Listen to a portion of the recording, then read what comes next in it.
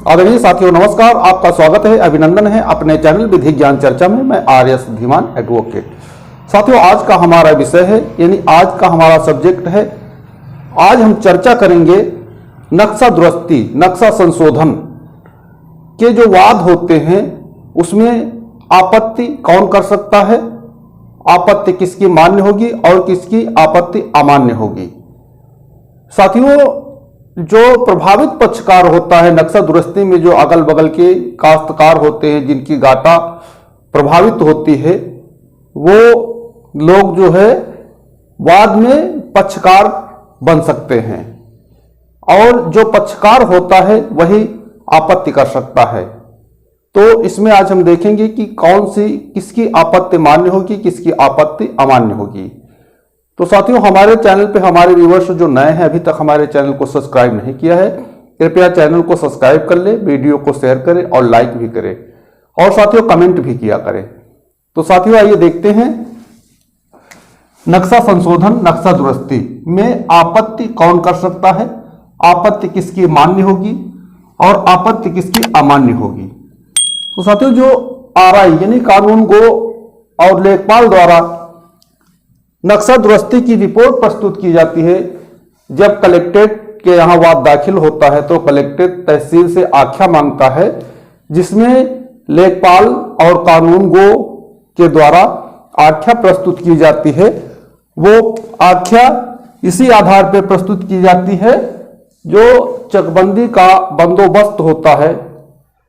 तो साथियों जो चकबंदी का बंदोबस्त होता है, वर्तमान बंदोबस्त, उसके आधार पे उसका आधार बनाते हुए कानून गो और लेखपाल आख्या प्रस्तुत करते हैं। तो आइए देखते हैं वो आख्या किस प्रकार से होती है। तो आख्या में जो है सबसे ऊपर ग्राम का नाम लिखा जाता है, जो जिस गांव से संबंधित नक्शे की दुरुस्ती हो रही है, संशोधन हो रहा है, उस ग्राम का नाम, फिर उस परगना का नाम। जिस ग्राम की नक्शा दुरुस्ती हो रही, नक्शे की दुरुस्ती हो रही, संशोधन हो रहा है, उस ग्राम का जो परगना है उस परगना का नाम लिखा होता है। फिर तहसील का नाम, जिस तहसील से संबंधित नक्शा दुरुस्ती उस तहसील का नाम, फिर जनपद का नाम यानी जिला का नाम लिखा होता है। अब हम देखते हैं कि इसमें जो प्रश्नगत गाटा है वो है 15, गाटा संख्या 15 की नक्शे दुरुस्ती होना है। तो इसमें जो पुरानी गाटा संख्या और उसका रकबा वो लिखा जाता है और नई गाटा संख्या है जो उसका रकबा लिखा जाता है, और पुराने नक्शे का क्षेत्रफल और नए नक्शे का क्षेत्रफल, फिर दोनों में अंतर दिखाया जाता है। तो यहां हम देखते हैं गाटा संख्या 15 जो प्रश्नगत गाटा है, इसी गाटा का सुधार होना है। 15 गाटा का जो नक्शा बना हुआ है उसी का सुधार होना है, संशोधन होना है। तो यहां पे लिखा जाएगा पुरानी गाटा का रकबा, यानी पुरानी गाटा 10 है, उसका रकबा 0.126 हेक्टेयर, नई गाटा 15 है, यानी वर्तमान गाटा जो है वो 15 है, प्रश्नगत गाटा 15 है, उसका रकबा है 0.126 हेक्टेयर।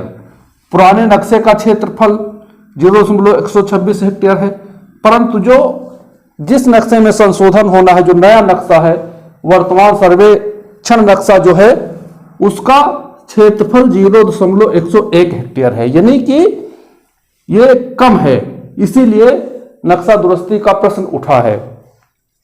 अब इसमें अंतर है कितना, 0.025 हेक्टेयर का, यानी 0.25 हेक्टेयर ये नक्शा कम है, इसको हमने यहां बना रखा है, ये 15 है प्रश्नगत गाटा। फिर उसके बाद हम चौहद्दी के गाटा देखेंगे।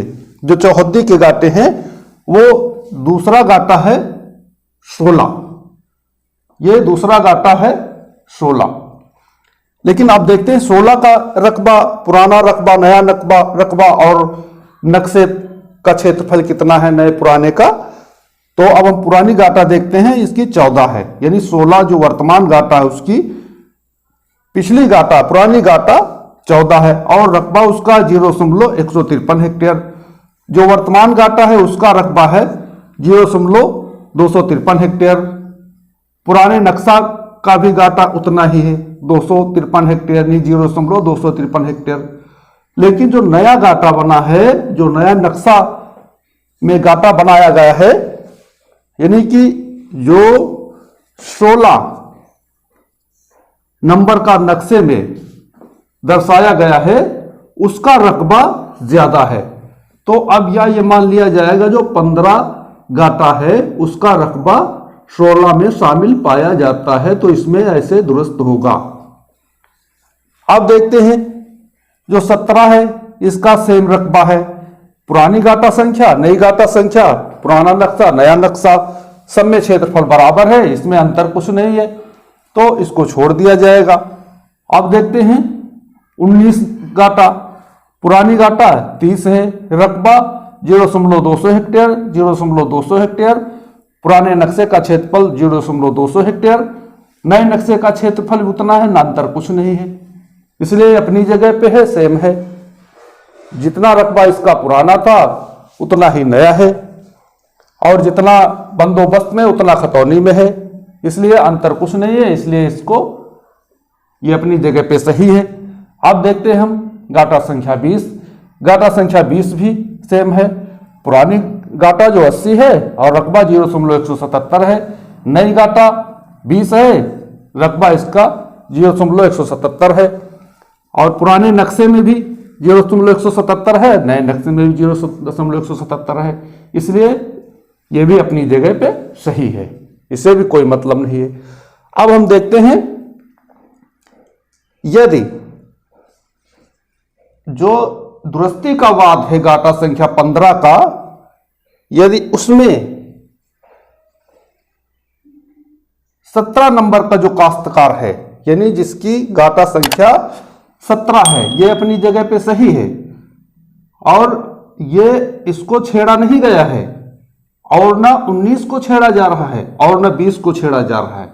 यदि इनमें से कोई आपत्ति करेगा तो उसकी आपत्ति अमान्य होगी।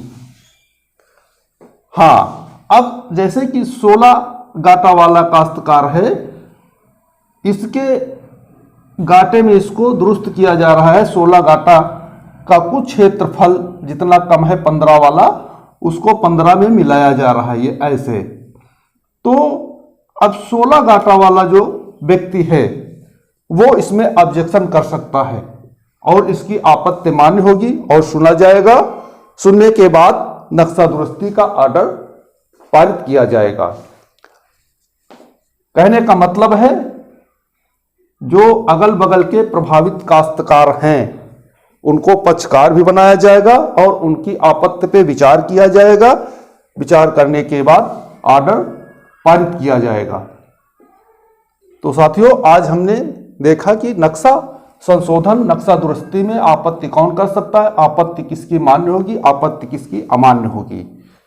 तो साथियों, जो हमारे चैनल पे हमारे व्यूअर्स नए हैं, अभी तक हमारे चैनल को सब्सक्राइब नहीं किया है, कृपया चैनल को सब्सक्राइब कर ले, वीडियो को लाइक करें, शेयर करें और साथियों कमेंट भी किया करें। साथियों, आज के वीडियो में बस इतना ही। अगले वीडियो तक के लिए नमस्कार।